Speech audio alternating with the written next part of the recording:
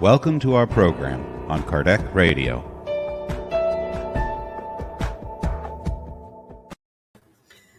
Welcome, dear friends, to Kardec Radio and the Spiritist Society of Virginia in a Friday Inspirational Talk. This is our moment to study more, to elevate ourselves, to receive the spiritual treatment that we need. After all, healing is wherever we are. Faithful to God. It's more about us than anybody else around us. As we've seen in many passages throughout history, healing is everywhere. Harmony is where we are connected to God. Hopefully, this is a moment where you and I are going to open our homes to God. Hopefully every day, all the time, but why not now? Focusing on this moment. To make this moment, preparing for this moment and making it all the more special, let us read a message to bring our minds, to bring our hearts to this moment, being mindful and opening ourselves to the presence of the loving spirit doctors, nurses, therapists, and educators who are always just a prayer away. Let us then ask our dear friend Carol to lead us into a message, right, Carol? Right, Vanessa. Thank you so much. So the message we will read together tonight, dear friends, it's entitled Recipe for Inner Improvement, and it is published in English in issue 52 of the Spiritist magazine. It's a message by the Spirit José Grosso through the mediumship of Chico Xavier. Recipe for Inner Improvement. 10 grams of common sense in the head, serenity in the mind, balance in reasoning, elevation in feelings, purity in the eyes, vigilance in the ears, lubricant in the neck, switch on the tongue, love in heart, useful and incessant service in the arms, simplicity in the stomach, good direction on the feet, daily use at good will's temperature. Right. Thank you, Carol, for this message, deep and very concise. And now we're going to invite you for a prayer. What is prayer, right? Prayer is a moment for us to connect at a higher level, to communicate with God, to put our emotions, our thoughts in common with God. It's a practice. It's not a ritual. It's true nourishment. Let us pray together.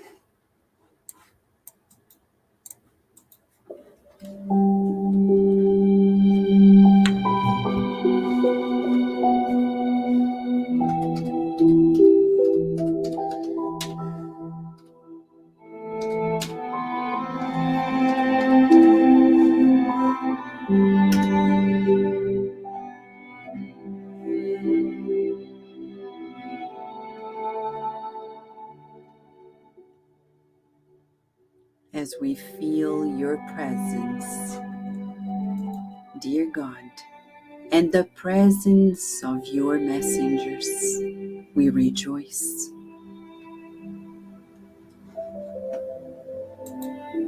We are fascinated with the knowledge that you created us as your co-creators. It is truly mind-blowing. Sometimes we doubt ourselves, our potentialities, but then we recall that you created us, and it must be for good purposes. Unique, indeed. when we study about the universe and its continuous expansion,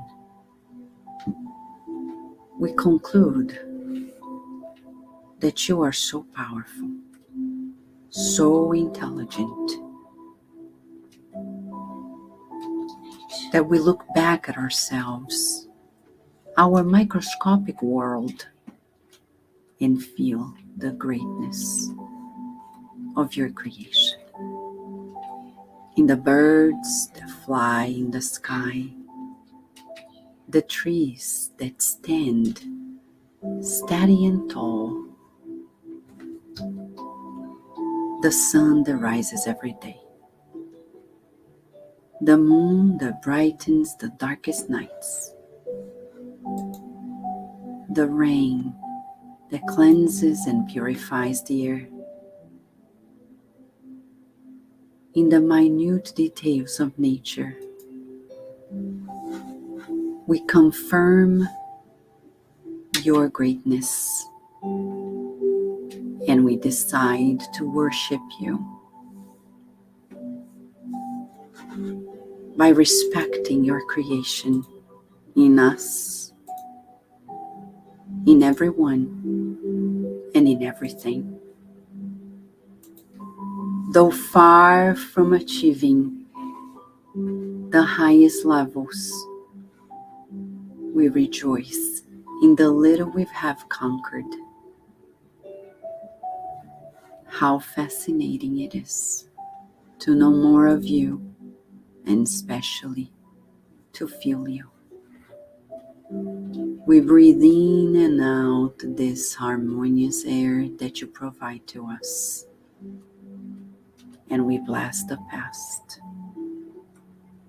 for the much it has made us grown,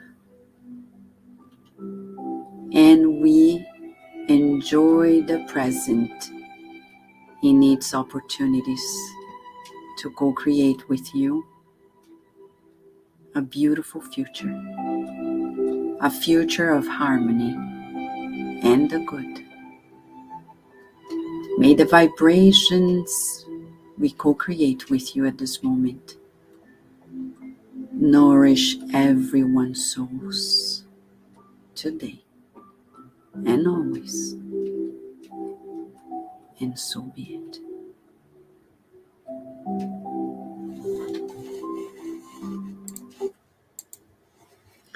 All right, so here we are. Today, we're going to be talking about charity, the only way to happiness. It's a very interesting thesis that actually it's not ours. It's a proposal of the science of the spirits. It's a revelation. It's not even a hypothesis or a thesis per se. It's actually a revelation. They reveal to us that charity is the only way through which we're going to be happy. How so?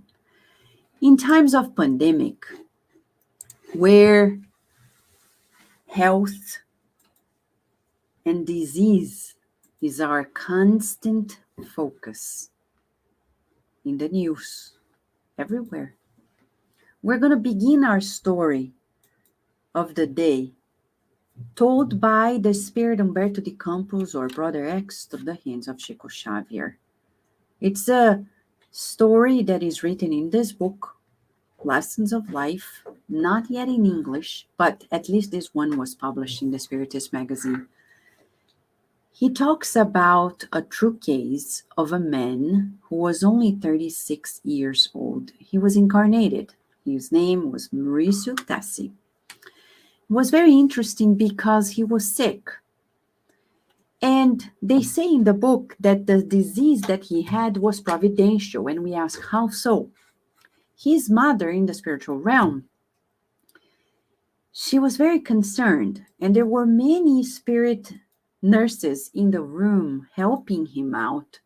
And she was a little unsettled for the fact that they were there delivering the passes, helping him out, and he wouldn't heal. So she turned to one of them and asked, "What's going on?" and they say, come here. And they had a chart. They opened the chart and they were explaining why. So they said, take a look. The phase that he's experiencing here is experimental, meaning we're working with him to see if he catapults himself out of this. But they say he has no merit. He never served the community until the first symptoms of the disease. How many of us, when we get sick, we say, I'm going to help others.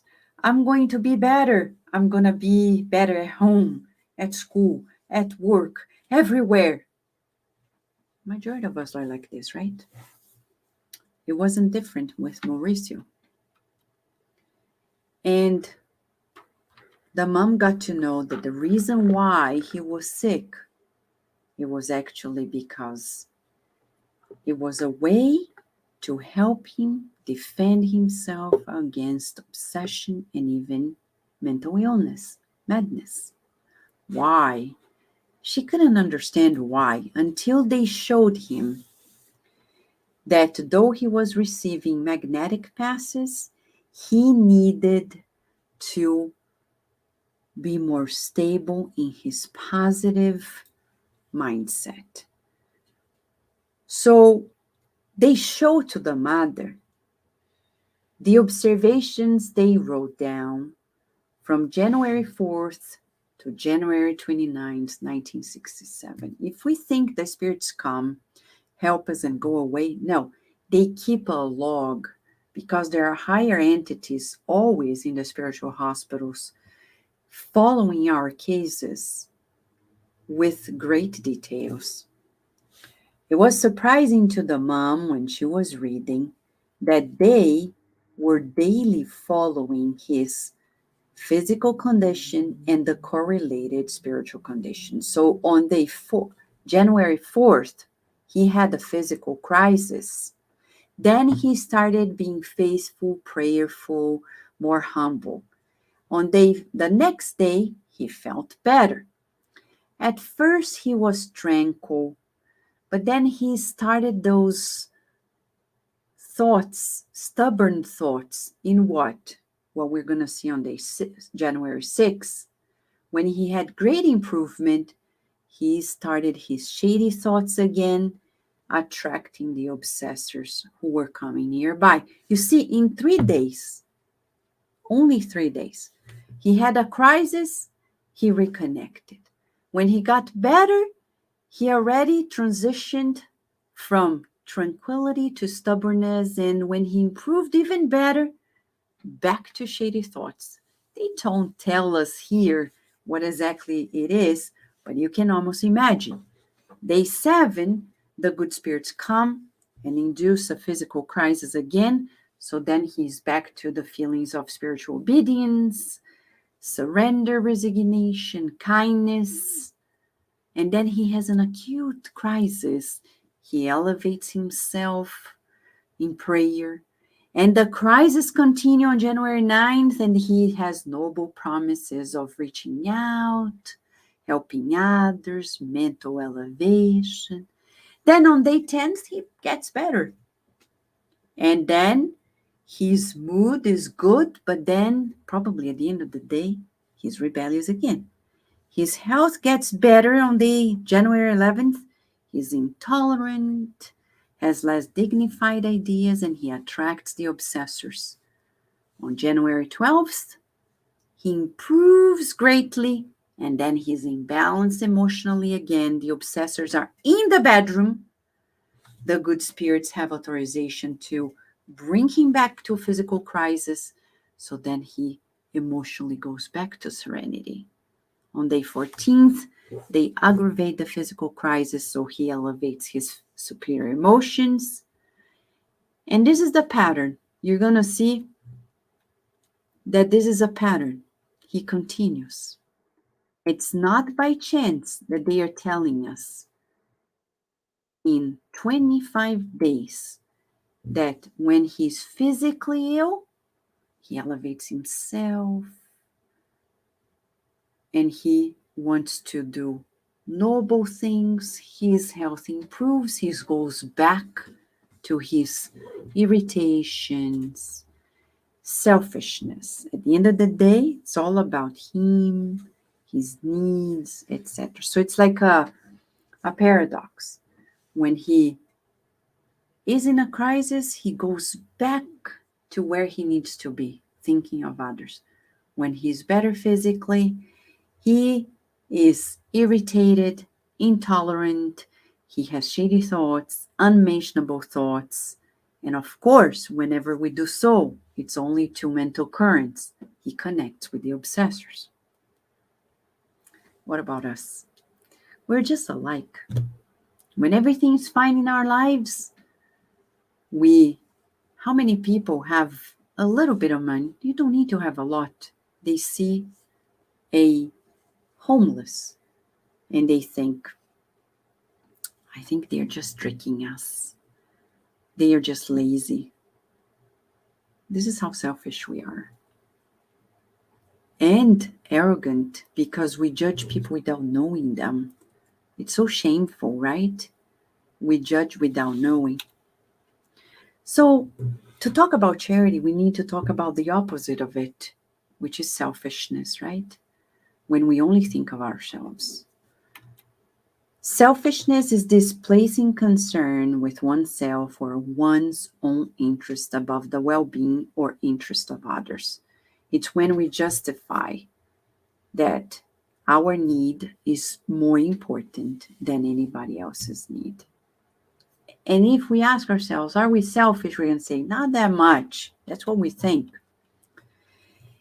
And selfishness is a twin brother to pride. These are words by Leon Denis in the book After Death, in a chapter that talks about selfishness. But what is the problem of being selfish? Because it's something that is detrimental to us. It's the greatest ailment to the soul. And it's an obstacle to social progress. This is evident. Look at vaccination nowadays. The US has so many vaccines. I mean, we have so much, and people don't want to be vaccinated, versus the world that doesn't have the same condition. We donate, but this is a problem in our society. The wealthiest countries give a little, but not much, selfishly. It annuls most of the individual's endeavors towards righteousness. We're going to see how this happens. The root cause of selfishness is because we're not very evolved. We're inferior. Because when somebody is more evolved, we're not that selfish. So it's a measurement of our evolution, spiritual evolution. And it is a survival of the wild individualism that characterizes the brute. Animals are so beautiful. When we say we're animalistic, it doesn't mean that animals are not beautiful. It means that we have not evolved much in our instinctive ways of preserving things for ourselves only. So now we're going to stop for a minute to recognize our selfish trends in our daily lives. So now I'm going to share 4 scenarios, and I'm going to call here our dear friends Carol and Paloma to join us in thinking about these scenarios, okay? So let's talk about a very common scenario, pregnancy. Nowadays, there is this trend that talks about, well, it's my body. I can commit abortion because it's my body. Is this selfishness, or is this just a universal right? Paloma and Carol, we can together work on this? Yes. So when we study Spiritism, we do learn that this is a clear demonstration of selfishness. I think Spiritism does explain a lot to us about this area, because when we understand that, no, the body came from God, God allowed us to come to live, to gestate another life, which is not ours. We are allowed to gestate that, soul inside of us, and it counts on us. It needs our help. And when we say sorry, too bad, I am thinking of myself in this case. It's going to be too hard, or life is too hard and I don't have the right situations. But God said, yes, you do. That's selfishness. It is selfishness. It's a very way of saying that. Yes. Right? Yeah. From a materialistic point of view, it may be a right. From a true point of view, which is the universal reality, the body is not ours. The child's body now is not ours. We have no right to commit abortion. Right, Carol. Now, what about a common trend nowadays? The moms who are pregnant and they say, oh, they spend the whole pregnancy complaining because they cannot drink wine, they cannot smoke, they are tired. Oh, I'm so fat. Oh my gosh, my boobs are gonna be flaccid, and I'm gonna be this, that, and the other. Is that something that would characterize selfishness? Yes, in the view of the Spiritist science, absolutely. The reason being that one, as Paloma already mentioned, our body is a loan from God. So we will have to respond to our consciousness and to God as to how we utilize that body. Second, we learn through the Spiritist literature that oftentimes we ask for motherhood before incarnating because we are aware as immortal spirits that motherhood is an opportunity for us to redeem ourselves before our own past choices. So pregnancy is the remedy, so to speak, to our own moral illnesses that we ourselves ask to be prescribed with to the mentors. We ask for the opportunity. And then when we reincarnate, we ourselves belittle the opportunity that we have asked for. Yes, we have free will, but our consciousness will call upon ourselves when we discarnate. Our consciousness will sound an alarm that will awaken our hearts to the reality that we co-created with God's blessing. So we are hurting our own selves by by complaining of the fact that God has granted us the most sublime mission someone that is connected to the body of a woman can have. In the book The Consoler by Emmanuel says exactly this, that motherhood is the most sublime mission. So when we belittle our bodies that are given to us by God, it is like we are saying to God, God, we refuse to accept the plan that you co-signed, and we think you are making a mistake. So yes, it is selfishness to say that to God. It is selfish. Mhm. It doesn't mean we're not going to be tired, but then, we're affecting somebody else's life. Now, let's talk about a common trend here. Somebody who is married and starts feeling like, oh no, now I have to share my things. Now I have to plan things together. I am not as free as I want to be. It's so common that people they are happy, or scenarios that I've seen where a husband says, oh, I'm so happy. I love my wife because and this is a real case, somebody who said, I love my wife. Of course I do. She helps me paying the bills, and she cleans the house, and she cooks so well. Whoa, that's selfish love.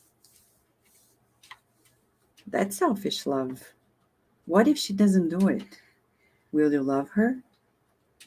How many people quit their marriages because somebody got unemployed, to be unemployed, or because one of them got sick, or cases that I've seen and we've helped when the child was born with problems, and then usually the husband quits because he doesn't want to change his life now and be involved with the caregiving of a sick child. This is a scenario that is so common, and people justify, yeah, I understand you, that's too much, you were not born for this. And there are people in the family who push us, justifying, yeah, you don't want that. No, you're too young for this. Come on, enjoy your life. And there are fathers and mothers who would tell their children, come on, you can travel alone, or brothers and sisters who tell, just a second, please. Yeah. So brothers and sisters who tell their siblings who are married, like, come on, take your time. Let's travel and take your time, thinking that this is the way they are going to help the family live better by inciting one of the parts to be as individualistic, as selfish as possible. Right? It's so common, right, Paloma? It's very common, and in our current relationships, I think we can also, you would have to stop and see, am I being selfish? We all are in some type of relationships, and it can be with parents, husbands, wives. And for us to identify, I would say, let us think of the opposite. Not being selfish, what would it mean? And then if we're not doing that, it means that, yes, we are still very self-centered, meaning selfish. So in a relationship, in this scenario, husband and wife, are we only receiving, or are we also giving? Are we always the ones cooking, or are we the ones that are always sitting at the table just waiting for it? That's a silly example, but it's True. part of our day to day. Am I the one always putting the groceries away, or am I the one on the couch just seeing the movements around the home? So just part of our day to day, and we can start to identify in the thermometer of selfishness, where are we? Exactly. And just to bring, there is a book named Religion of the Spirits by Emmanuel through Chico Xavier, in which he talks about youth. And he says, because nowadays we see this trend of relationships very selfishly, where a couple gets together just to enjoy life and they don't have a plan to form a family. It's so rare when you see a couple who is young getting married to form a family. Right now, in the busiest societies, we see that many are justifying, come on, we're just so young. Let's enjoy life before we have a family. Nothing against it, but spiritually speaking, what are we doing when we see parents telling their children who are at the age of marriage, like, enjoy your life or put your profession first? We're not talking about not having plans, but for how long? And then we see couples who have been married for a while and don't have any children, and they think that they are so doing the very best. And Emmanuel says in this message, clear cut, that when we find, he says, each young person in the world is a plan of divine wisdom to serve humanity. And every young person that we find that is not aligned is a plan of divine wisdom that humanity corrupted. So now we are asking ourselves, are we corrupting the youth by telling them in our own family, think of you first? How many people say marriage is not for you, family is not for you, or even telling them, I know parents who tell their children marriage is hard. It's so hard. It's so hard that when they are about to get married, they're like, man, I don't want that for me because I heard all my life. So we corrupted them, right? We corrupted them. And then we are the ones corrupting the wise plan of God. We're the ones. And Bruce is saying, are we not all temples of the Holy Spirit? Yes, yes, we are, all of us. So now, just to bring, now, Carol, another scenario. You are an educator as well, and this is a scenario that is very common, like parenting, to recognize our selfish trends there, where we say, oh my gosh, for example, how many children don't like homework? And we wonder why. Because when they come home to do their homework, parents are so busy doing their own things, they don't spend time. And then they clash with their children, and then homework becomes a nightmare. And parents start saying, you're stupid, you're dumb, you're lazy. And then they start hating school and learning and homework. Right, Carol? That is so true. There are parents who label their children, demeaning them because the children are, quote unquote, interfering with the parenting, with the parents' routine, because the parents have plans to watch a movie or to enjoy a quiet dinner. They see the child as a bother, the homework as a bother, as a burden to them. And they may not realize that as they respond to homework in this way, they are imprinting in that child the impression that this is reality. For example, in the book Thought is Life by Emmanuel, in the chapter entitled Cradle, Emmanuel explains to us that when a reincarnating spirit is under our tutorship through parenthood, we literally imprint vibrations on their souls that may lead them to make constructive or destructive choices. So when we as parents, even if we don't say anything, but with our body language, we go,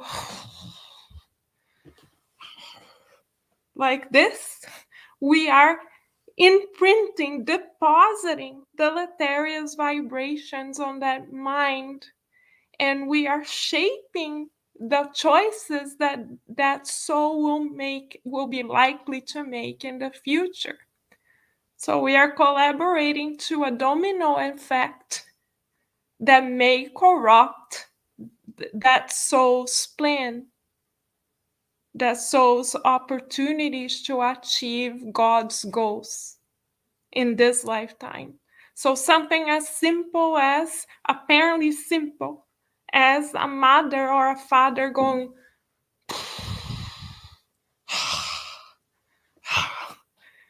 may cause a domino effect in the life of that child. So parenting is of great responsibility, and parents are the number one educators of their children before God. Exactly. And indifference is also a way to practice selfishness when we don't think it is with us. When we are around a scenario where people need help and we think it has nothing to do with me. Who am I? So that leads us to the last scenario today. We brought scenarios that are very common to our day-to-day lives. And when we come to our longevity age, let's say this way, those who had the blessing of living long, because it is a blessing, though many people claim, oh, you see how it is. You know, I'll turn 50 next year, and I can tell you, I feel 17, but I know my body's 50, almost 50. And I know it's different. And I can tell it's different, but it's supposed to be different because it's a blessing. God would be very evil to allow us to grow older to make us miserable. And it's a choice we make. So, how many people grow older and they are involved in their community? And then when they grow older, they say, you know what? I'm done here. I'm going to move to the beach because it's warmer. And they leave a whole community. I've seen people doing that in Spiritism. I've seen people who have grandchildren and they say, you know what? I love my grandchildren, but I'm not going to help raise them because I've raised my children. Now it's my children's turn to do so. This is the selfish society we are living around and under, and it's very hurtful to see this pattern. Paloma, it's so common nowadays. I know we're going to talk about the other side of the coin very soon, but now we're just recognizing selfish trends. We need to talk about them. It's hard, but the good spirits, that's what they do. They show things to us. It's like when we go to medical school and we study disease, or to psychology, and we study psychopathologists to help heal people. Inevitably, we need to talk about the selfish trends, recognizing them in order to change them, right? Yeah, and this scenario is very common. We hear, I've done my part, I've contributed, I'm retired now, and that means I want to enjoy my life. And almost seems like all the years before were not wonderful.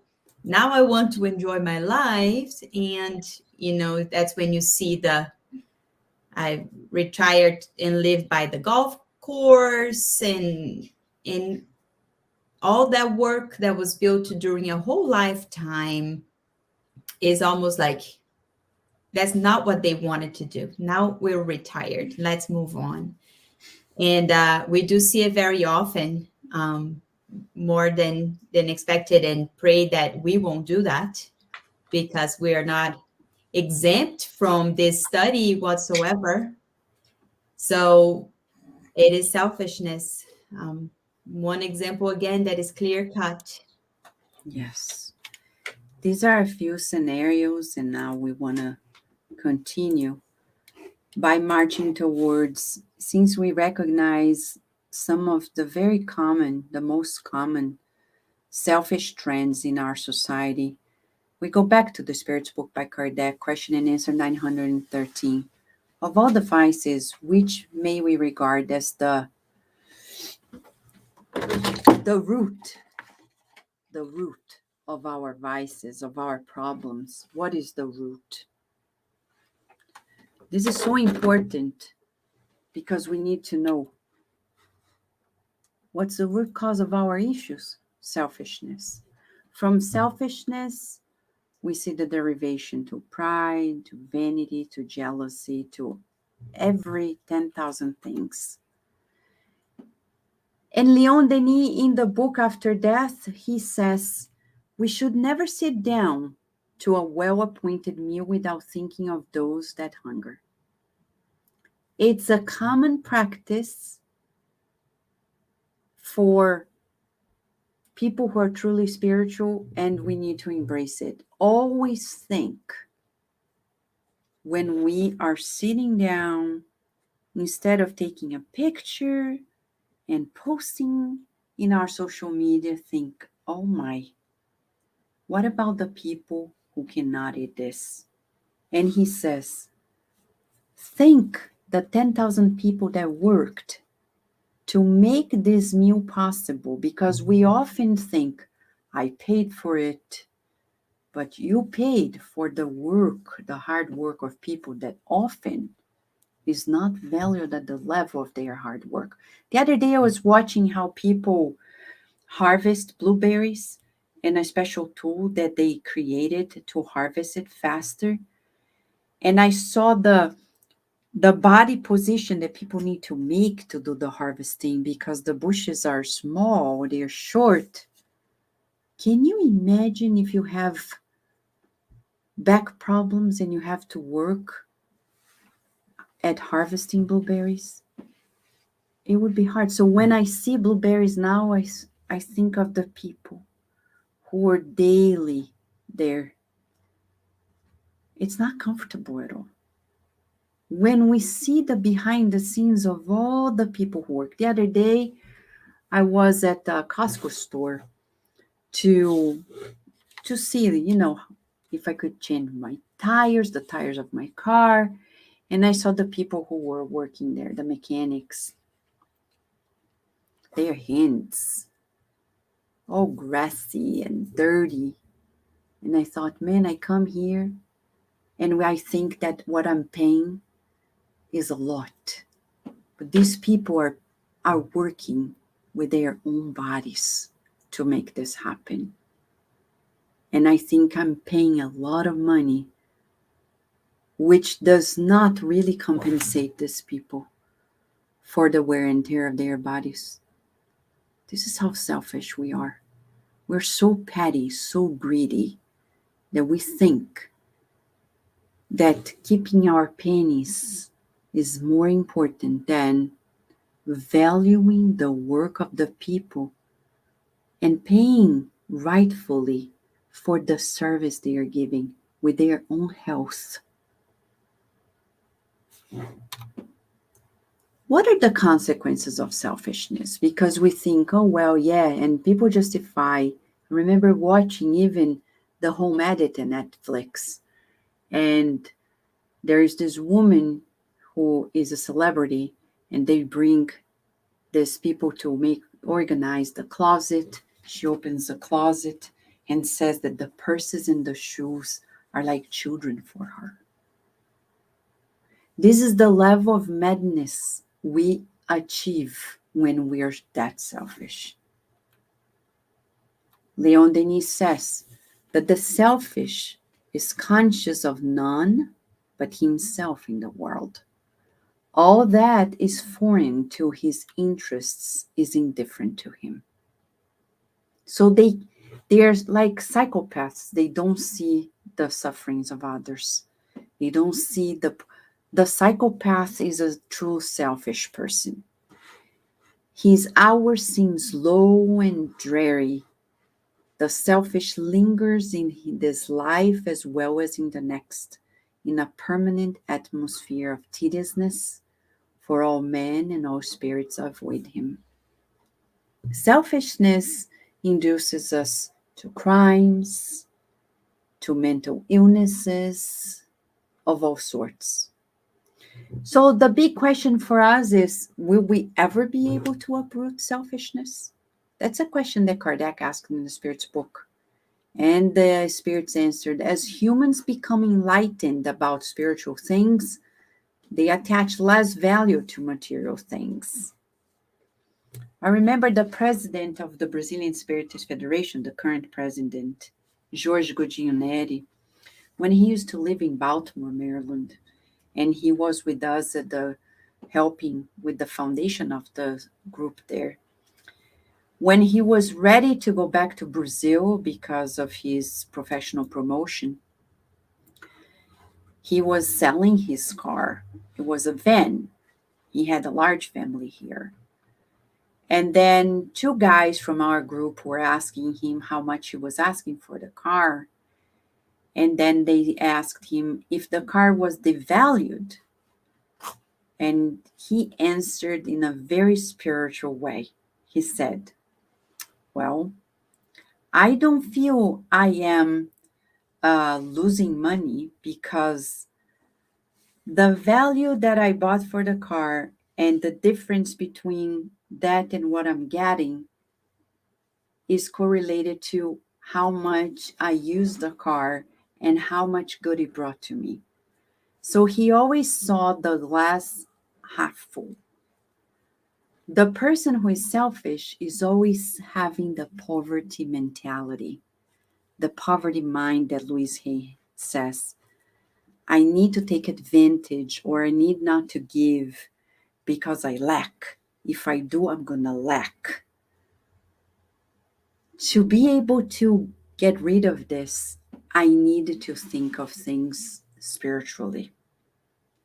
And that's when the Spirit said, next, it's necessary to reform human organizations that entertain and excite passions.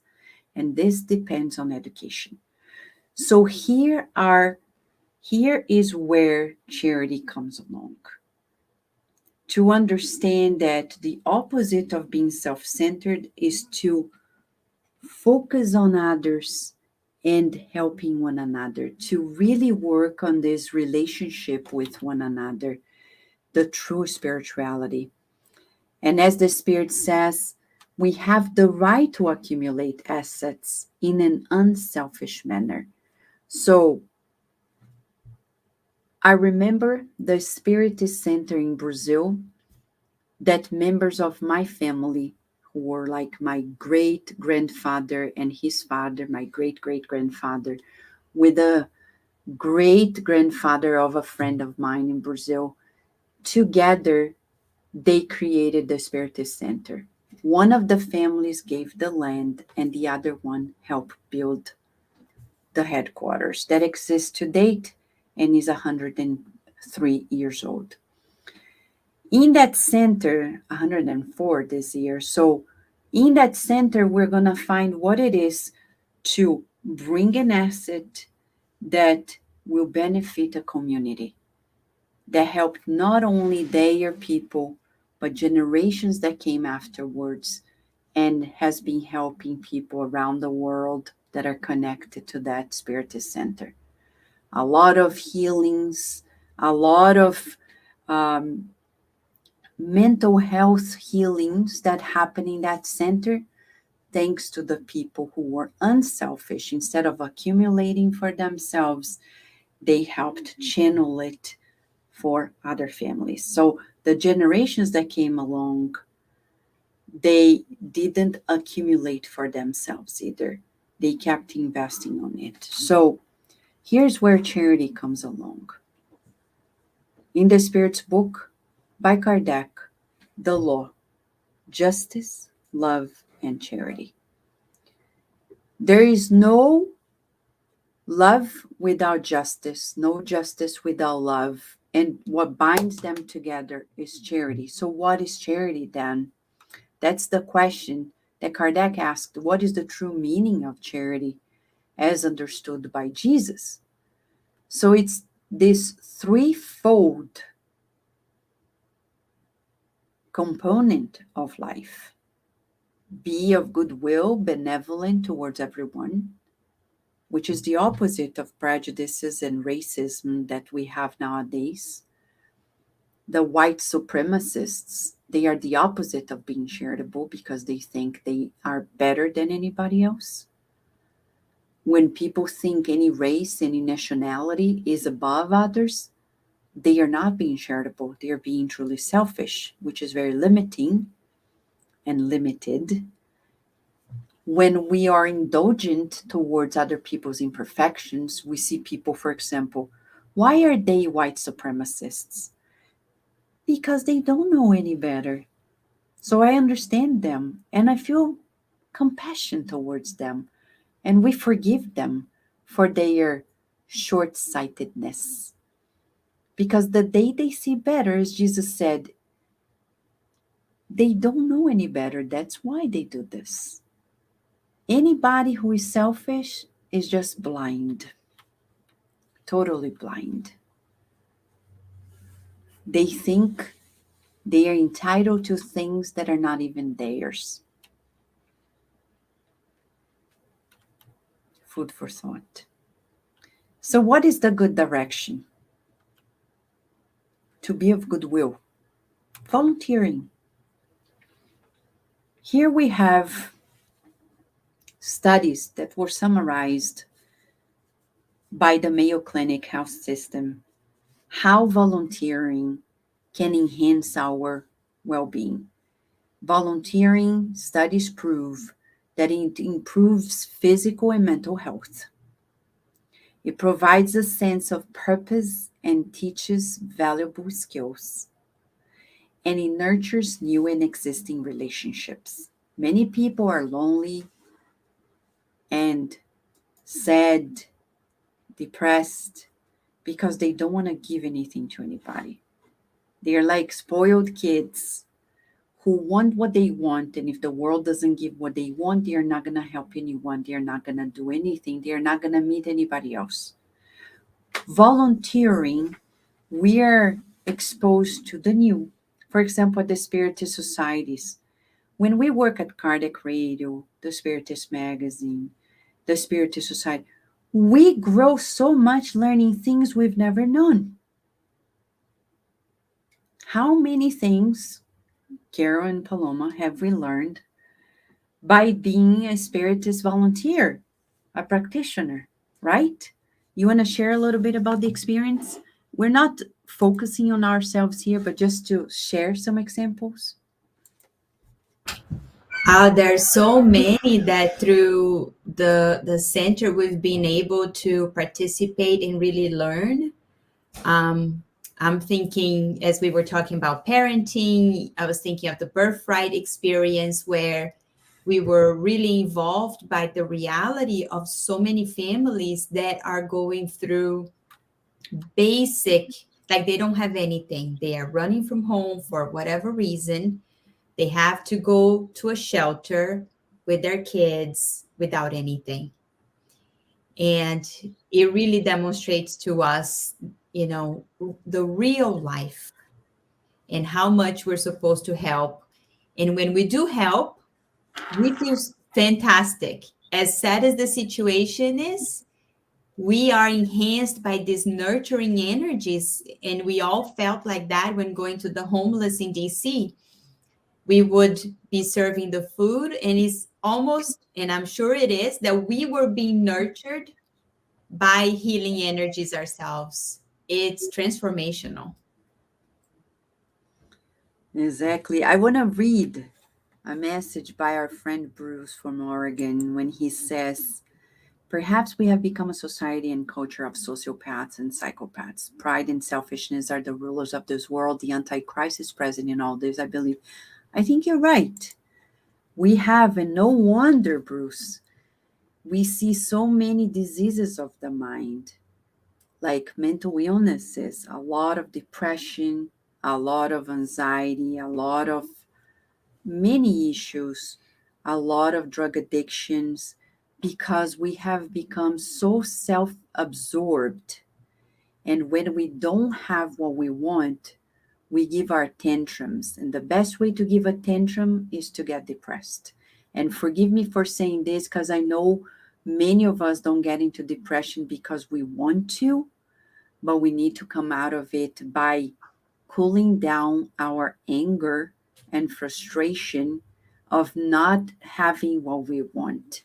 Sometimes it's a relationship, sometimes it's a business plan, sometimes it's a material plan, and usually it's about something that revolves around selfishness.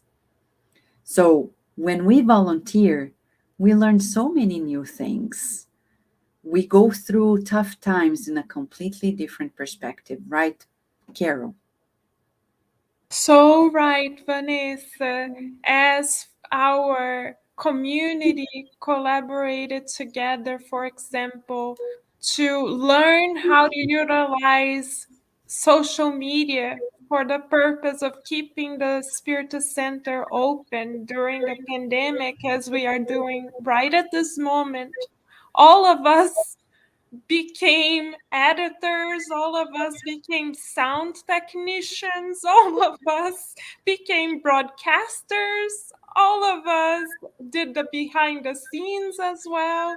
People who from our community that didn't actively engage up to that point asked to volunteer. Some of our community members started creating, for example, beautiful affirmation slides that we publish every day on Facebook for everyone to see. It was so beautiful to see that through volunteering, we enhance our lives spiritually from a spiritual perspective, and we also celebrate the strength in one another, and we feel a true sense of unity. It's God's presence in our lives. Life is so much more beautiful in this way because the light of God shines through in all directions when we are open to volunteering and to learning. Exactly. So here we are, uh, exposing ourselves to the knowledge that science already proves to us, that when we volunteer, we give new quality to our lives. Talking about that, we're going to wrap up today by marching towards the depth of this charitable, loving way of feeling life. The greatest thing we can do in terms of being charitable is to learn to love our enemies as well, which is probably the hardest thing to do. In the Spirit's book, question and answer 887, the good spirits say to us that to forgive our enemies and return good for evil is according to God's law. If we don't learn to do that, we're not compliant with God's law. And charity in itself is not only about doing the good, but it's also the other two elements. Be indulgent. Be indulgent means in Spiritism to sweeten the imperfection of someone else. At first, we may be angered by it, but then very intolerant, right? But then in a second moment, we say, hold on, let me understand why this person is doing this. And then I'm able to forgive. And forgive means when I really understand somebody's shortcoming and feel compassion for the person, and I no longer feel that I'm a victim of that person's shortcoming. I remember somebody who couldn't understand somebody else's shortcoming until one day The person who couldn't understand and forgive understood the other side of the person. And then this person said, now I get it. Why that person did this. Because what the other person did is really unnerving. As Jesus said at the cross, Father, forgive them, for they don't know what they are doing. But Jesus could understand everyone. As Emmanuel says in the book Thought and Life, by understanding, we will progress. And how do we understand? And then he has this beautiful recipe. Seek the good.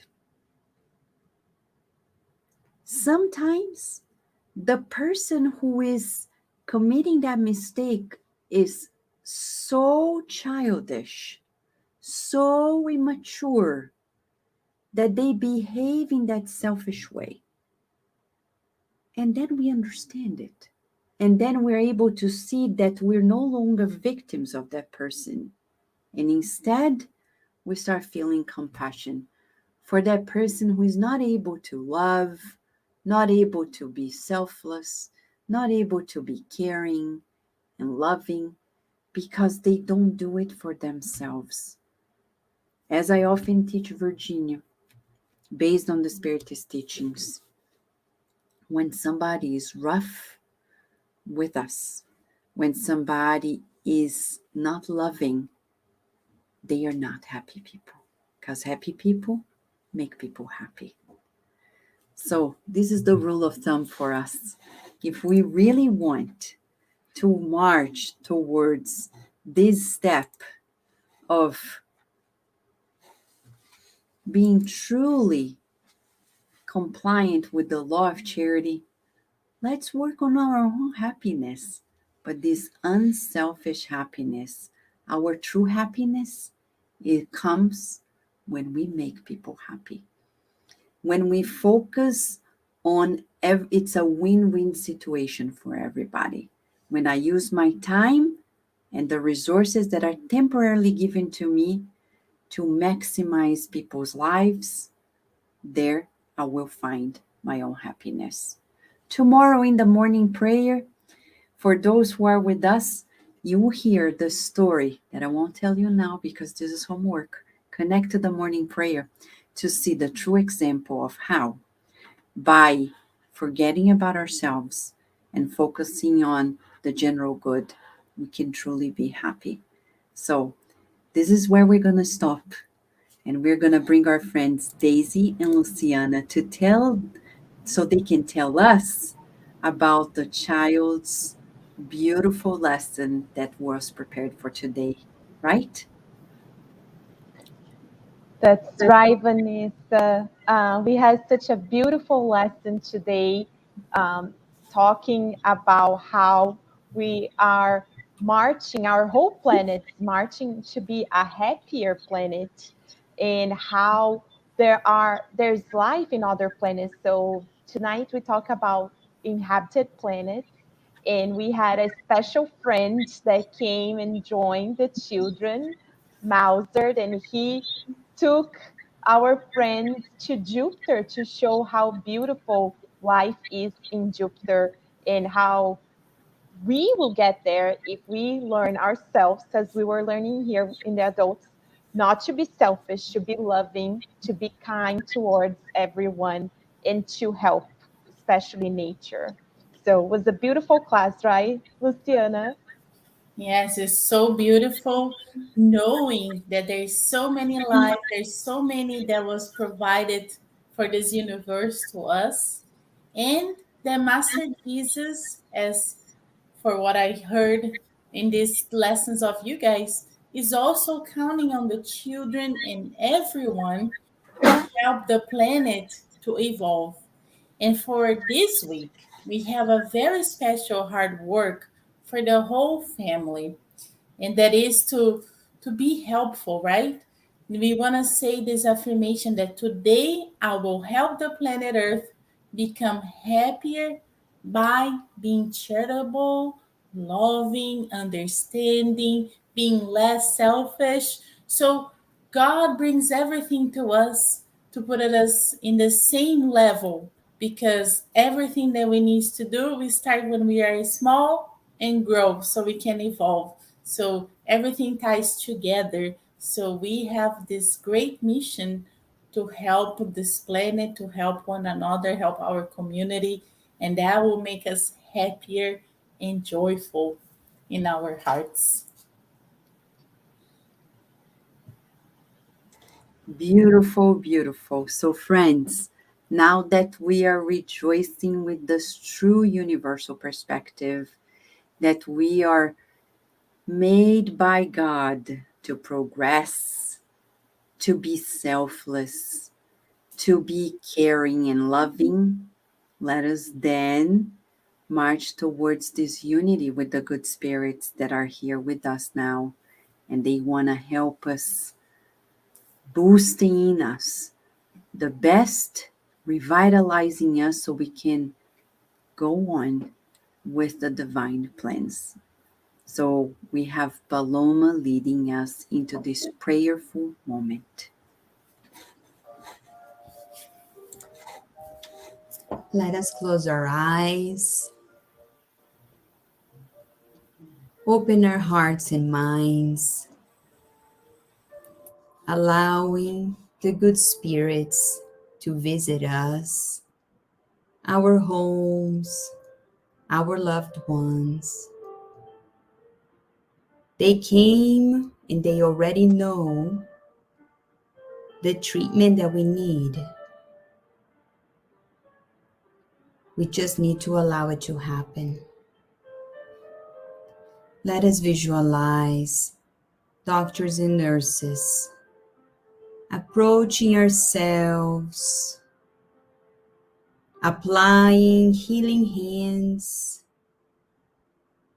from the top of our heads, dispersing unneeded energies, helping harmonize and rebalancing our perispirit. Let us visualize our loved ones close and afar from us, or anybody else that is in need at this moment. The good spirits will visit everyone and help, assist so lovingly. Dear Master Jesus, as we are here today learning about selfishness, we recognize that we are on a pathway for inner improvement. We recognize our shortfalls. We recognize that we are still a society that is so selfish. So we pray. We pray together, asking for strength and courage to face the issues that are still inside of us. We pray that we connect ourselves to the higher realms, to receive inspiration throughout our days so that we can do better. We pray that we are able to extend a helping hand to anyone that comes across our pathway. We pray that inside our homes, we will apply ourselves better. And we also want to express our gratitude. We received so much today that we are always so thankful for the teachings from Kardec, from Emmanuel, through the loving hands of Chico Xavier, Divine Master, we thank you always for the opportunity of being here.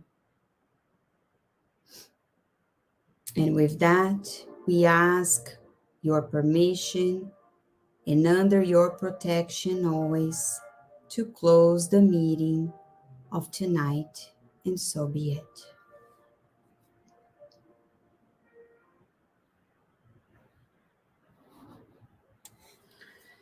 We thank you, friends. Should you have any question or more comments, feel free to write to us, even if you're watching or listening to this on demand. We're always just a message away. KardecRadio@gmail.com is an opportunity, or even here in the very comments of this section here, you can share what you think and questions that you may have. We wish you a beautiful day or night, depending on where you are. And we want to see you again next Friday in another inspirational talk.